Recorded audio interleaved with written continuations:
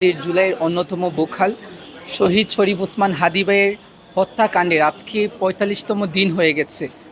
এই ৪৫তম দিনে এসেও আমাদের সবচেয়ে বড় দুর্ভাগ্য, জুলাই এই গণঅভ্যুত্থানের মাধ্যমে আমাদের রক্তের উপর দাঁড়িয়ে যে ইন্টারিম প্রতিষ্ঠিত হয়েছিল, এই সরকার ফাংশন করছে, কিন্তু আমাদের ভাইয়ের হত্যাকাণ্ডের আজও বিচার আমরা পাই নাই।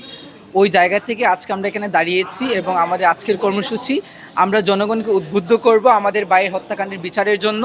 পাশাপাশি আমাদের দেশের যে রাষ্ট্র কাঠামো, কেন আমরা বারবার আমাদের ভাইদেরকে রক্ত দিতে হয়, কেন বাংলাদেশে বারবার বিপ্লবীদেরকে আজাদিদেরকে রক্ত ডালতে হয় রাজপথে, এটার মেইন মূলত কারণ হচ্ছে আমাদের যে রাষ্ট্রযন্ত্র, এই রাষ্ট্রযন্ত্রটা রাষ্ট্র কাঠামোটাই বাংলাদেশের যারাই শাসন করতে আসেন তাদেরকে শোষক বানিয়ে ফেলে এবং ফেসিবাদ বানায় ফেলে।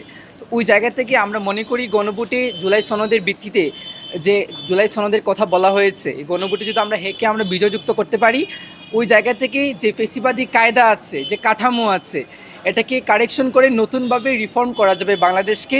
সে আসার জায়গা থেকে আমরা চাই আমাদের দেশের মানুষ গণভোটে হের পক্ষে রায় দিক এবং দেশের যে স্বপ্ন, আমাদের রাষ্ট্র কাঠামোর পরিবর্তন, সেই স্বপ্নকে আমরা বাস্তবায়ন করতে পারি।